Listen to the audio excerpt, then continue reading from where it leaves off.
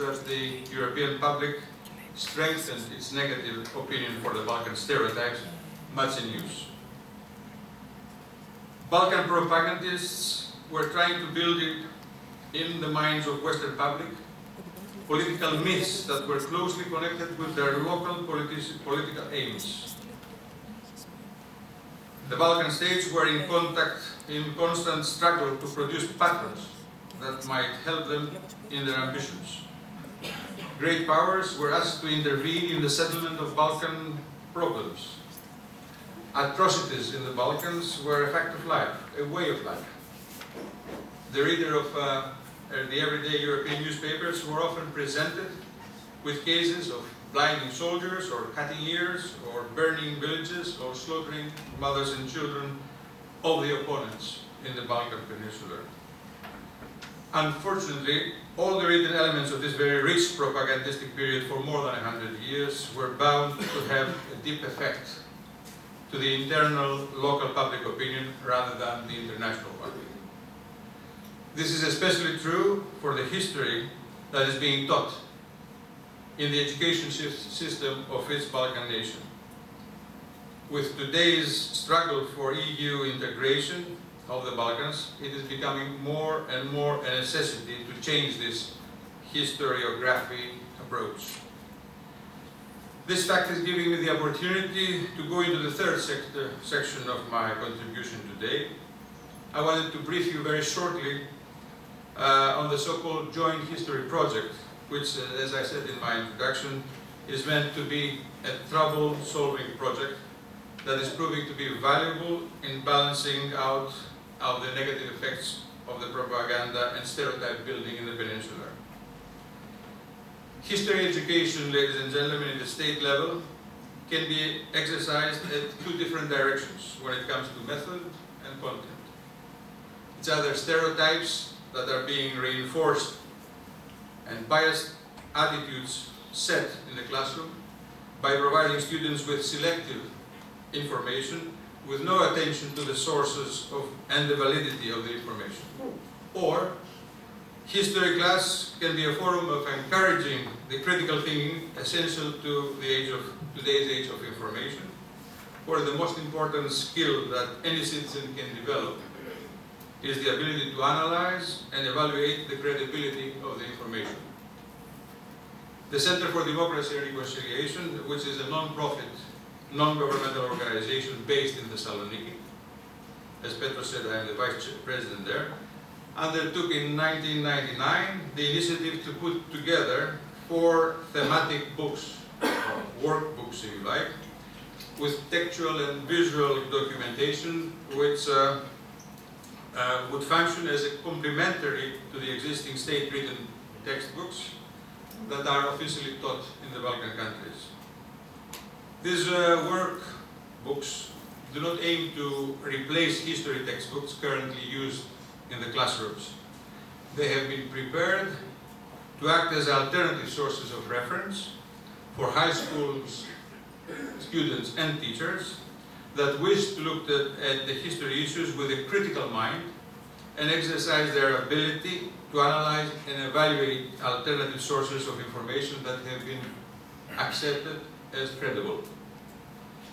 The main goal of this joint history project was to improve the history education in Southeastern Europe, to investigate the possibilities of eliminating conflict-producing national stereotypes from history textbooks, and to promote democratic citizenship, tolerance, and mutual understanding among the various Balkan societies. To meet these goals, the Center for Democracy invited an international team of more than 60 experts, scholars, educators from within the region of the Balkan countries, well-known university professors, some of them already known and teaching abroad, like Maria Todorova from Bulgaria, since we have a Bulgarian author book today. After 3 years of working together in a lot of workshops, they had the opportunity to study, evaluate, and even debate among themselves most of the available sources of information and a lot of important documents that were issued during the time And they concluded to put together this series of workbooks where all the people of Southeast European would be able to recognize themselves in. To this end, two requirements were necessary. The first, the compatibility of the content of the workbooks with the current curricula and textbook. And second, the balanced presence of equal representation for all Balkan countries. So in the interest of this compatibility, 4 subject areas of modern history were selected, which were all included in the school curricula of the region. There are 4 titles. The first one is for the Ottoman Empire, obviously for that period. The second one discusses the formation of nations and states. The third one, the Balkan Wars, and the fourth one, the World War II. To date, these workshops have been translated to several languages, all the languages actually of the Balkan countries: Albanian, Bosnian, Croatian, English, Greek, 5 Macedonian, and Serbian and Turkish. And in 2010, multi-perspective history teaching manuals were developed in all language versions. What were the benefits of this approach, of this joint history project? There was a benefit for the teachers, because they had additional valuable historical resources that were not included in the textbooks that they used to use by that time. And there was a benefit for the students themselves, which could interact with the lessons provided in the joint history project workbooks and stimulate their imagination and also use their ability to think. The achievements of this project was a training of over about 1,000 teachers in 35 workshops in the Western Balkans and Cyprus. And it created a public agenda for the dialogue of a new multi-perspective approach of history education. And in 2011, this year, the European Commission thought that this project of the Joint History Project was a very important one for the area, and they allocated an important amount of money to be used in the next 3 years for teacher training. Coming back, and coming to the end of my contribution, coming back to the book of Ivan Ilchev, its contents really present the wall, I would say, to such a project like the Joint History. It's a wall that really an approach like the one of a Joint History Project has to go through in order to be successful. Because the cumulative effort and the funds that have been invested in propaganda in the Balkans for all these years is not an easy task to overcome and put aside. We are therefore not surprised that in many countries there are strong reactions about coming from the local nationalists still making a lot of noise. Let us hope that the European Union integration, as well as the present international crisis, will act as catalysts for the Balkans to overcome their still existing stereotypes against the neighbors and devote all efforts towards a much closer and sincere cooperation for the prosperity and well-being of their people. Thank you.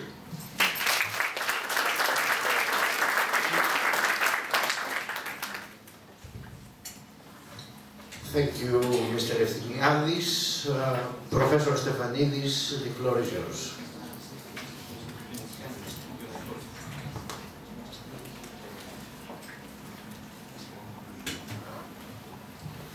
Thank you, Petros, and many thanks to the Greek International University for the invitation to Mike. Preparing this presentation independent of each other, we run the risk of an amount of overlapping, and I do beg your indulgence because I think it's inevitable. Many of the thoughts presented by Professor Gouneris and Mr. Epikentro are reflected in my own points. I'll try to avoid those, not repeat the same necessarily. And may also be repeated by the last person who's going to speak tonight. The first thing that struck me when I opened this book was the date of publication. It was 1995, which means that the book was researched and written even earlier. That is, apparently during the last stages of communist rule in Bulgaria, or perhaps the immediate aftermath. Although communism is supposed to have overcome nationalist rivalries in theory, this was not the case, not least in the Balkans. And I think it was an act of bravery for anyone living and working under that regime to undertake this effort. Supposedly things were better after 1991. And this is something that Professor Epikentro might like to illuminate.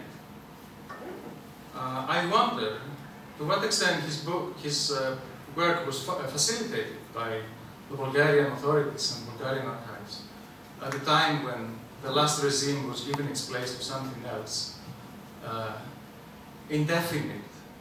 At the time when, after the communist period, there was a nationalist revival in Bulgaria as well as in other parts of the former Soviet bloc and Yugoslavia.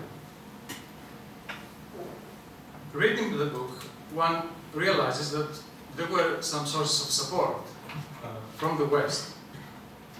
French, British, and American scholarships, which were forthcoming at the time on a subject like this. I wonder if such support is available today. Let me come to the book itself, which is a bit difficult to tackle in a few minutes presentation. In the Greek translation is about 600 pages long.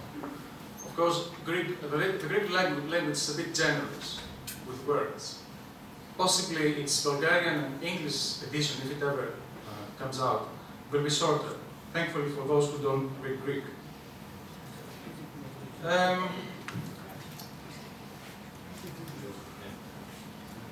There is a lot of self-criticism in this book, national self-criticism.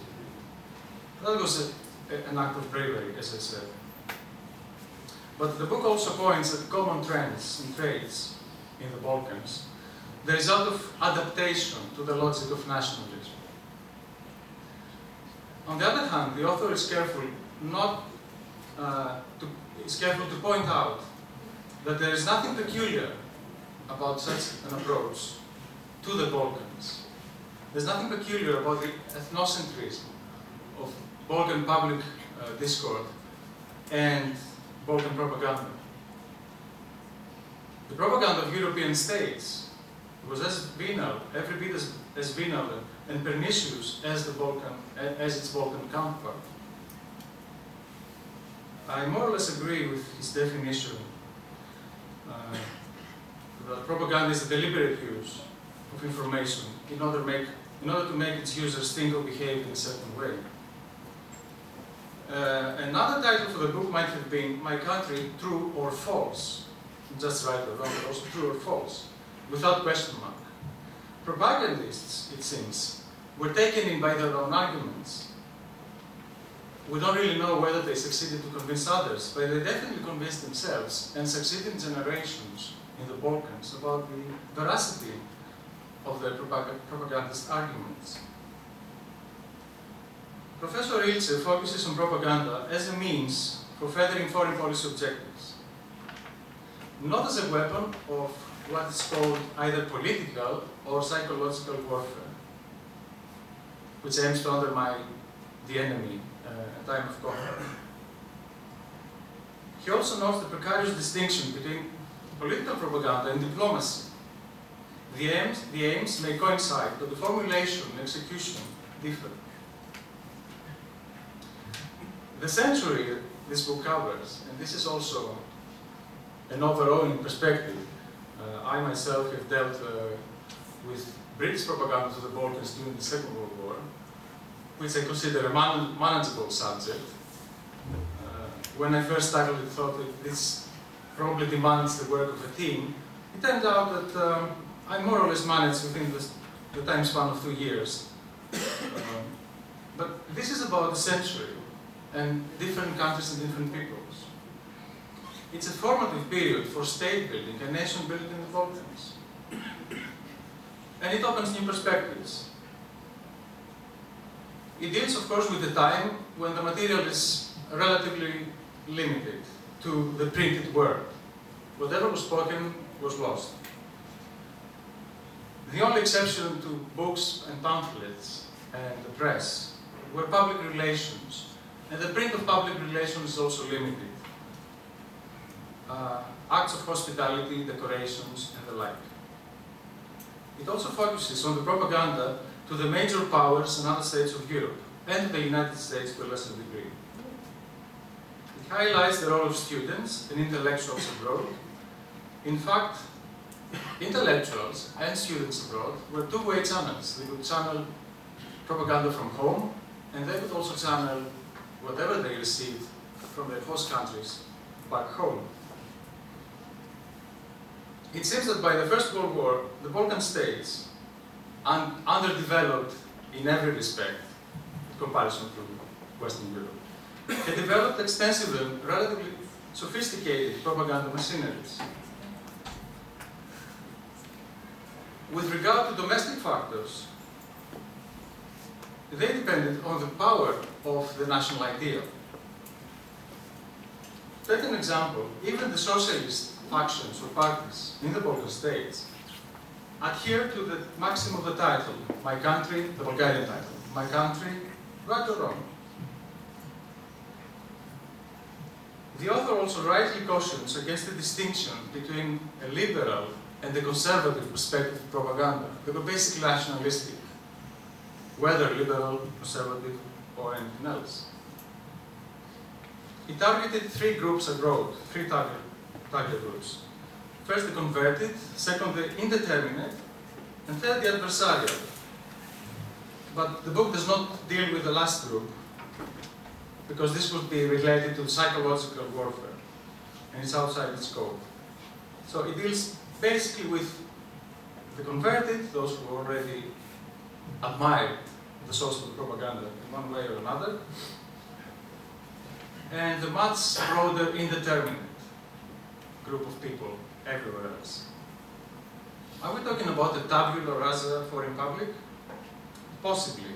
I think Professor Ilse is more qualified to answer this. There were many impediments. Lack of information is one. But another impediment, perhaps more serious, was lack of interest. Why should they care about the Balkans? Plus, what the author notes, the defect common to most propaganda activity. That is, to take the desired outcome for real. Balkan propagandists had to face preconceptions. Think of Philhellenism and the admiration for classical Greece, as well as prejudice and stereotypes. No need to mention any of them, they're probably too familiar. And these stereotypical images ran counter to a general wish to be seen and treated as part of Europe. And this, despite the apparent ambivalence or dualism prevalent in most Balkan national cultures. Attachment to a pre-modern past, aspiration to become modern in as short time as possible. Professor Ritzel also notes the relative flexibility of the arguments and the ability to adjust one's propaganda as situation demanded, particularly in the case of Bulgaria, which, due to unfortunate developments in the battlefield, basically, was forced to change its approach in the early 20th century more than once. He also notes a crucial factor for any success in this field, an assiduous, long-term effort. He succinctly observes that if Balkan propaganda did not change existing views and preconceptions, at least it did define Balkan problems, mentioning those of Macedonia or Transylvania. How much of this propaganda helped to shape the image of the Balkan nations and states among foreign opinion?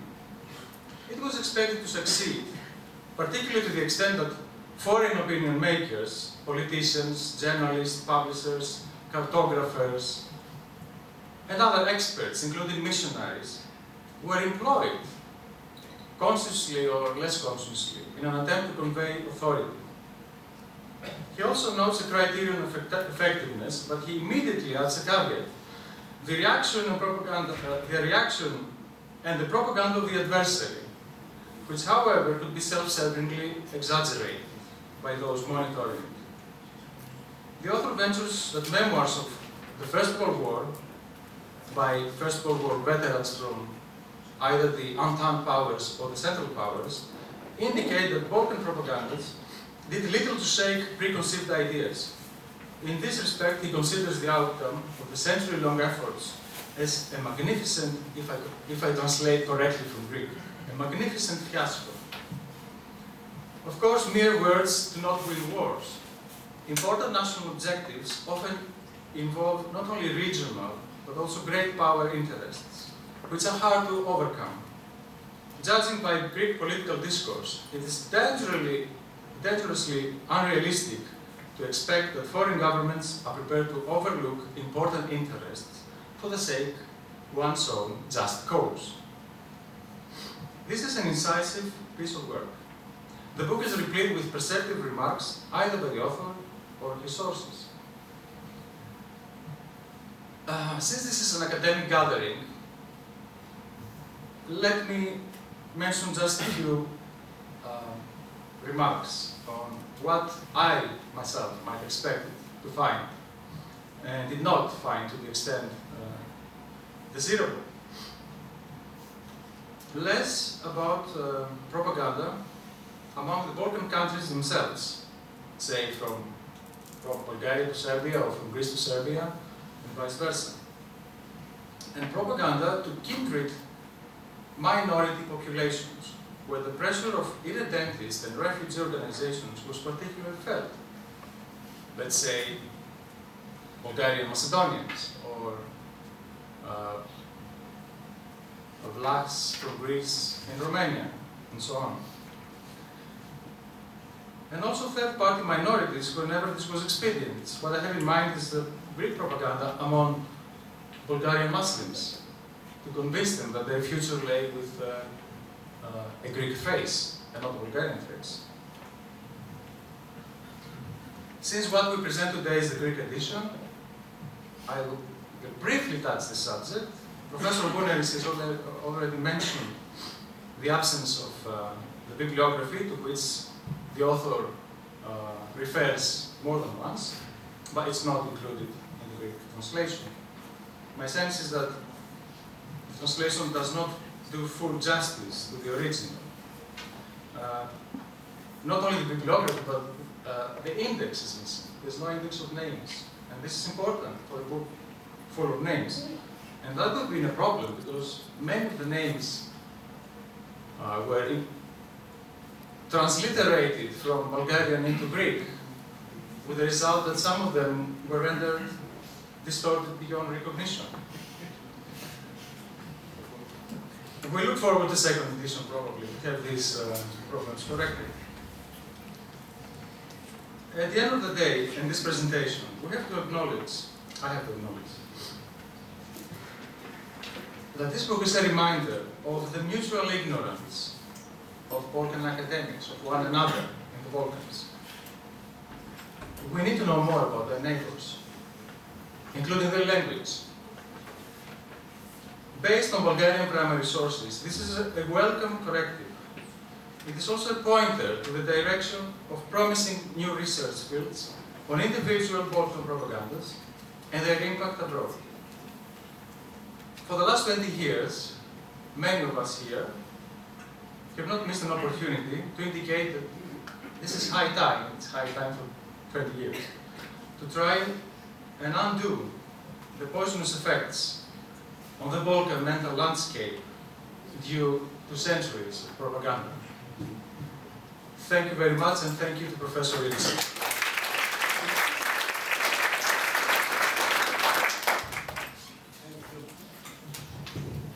Thank you, Professor Stefanidis.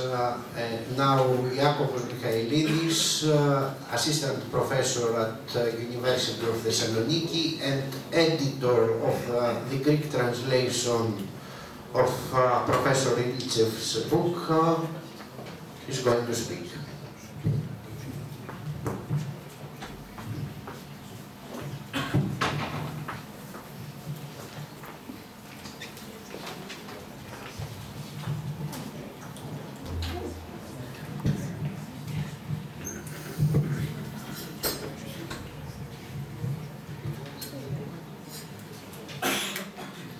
Honorable Consuls, ladies and gentlemen, I would like to thank the International Hellenic University for the invitation to present here in this audience the Greek translation of Ivan Ilitsev's book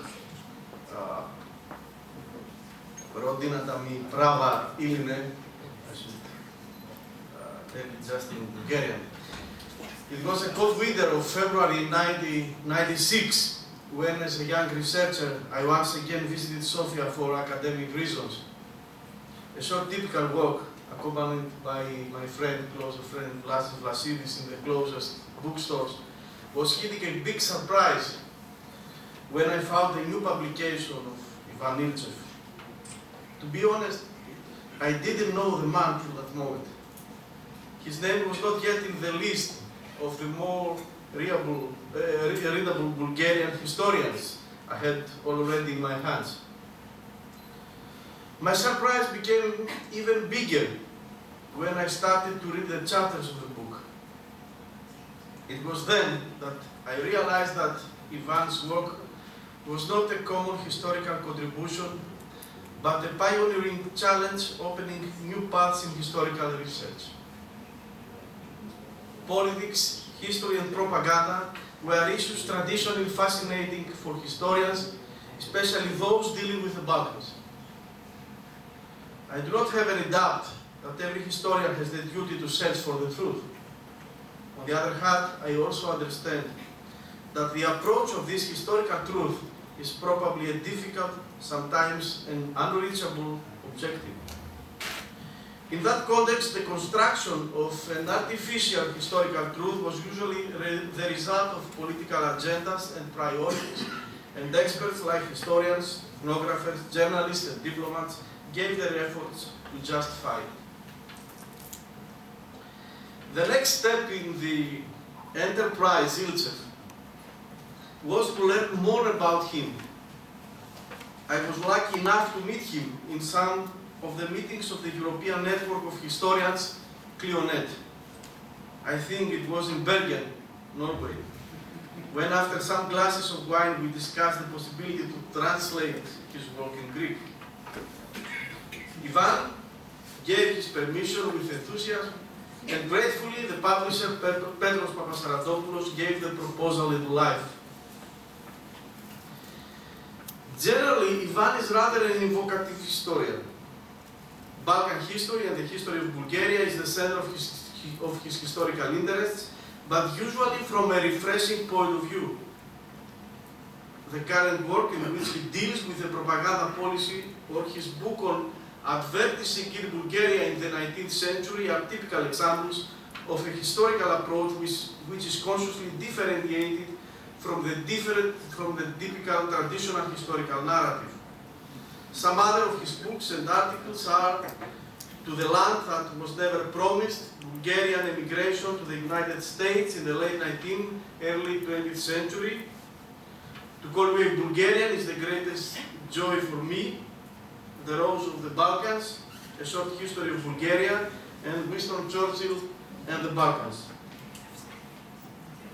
To sum up, the purpose of the translation of Ivan Ilitsev's book into Greek was to provide the Greek academic community with a historical work of high scholarly value, but also with the conviction that history usually can be used as a weapon in the effort to mislead readers or the national public sometimes. Thank you indeed. Thank you very much.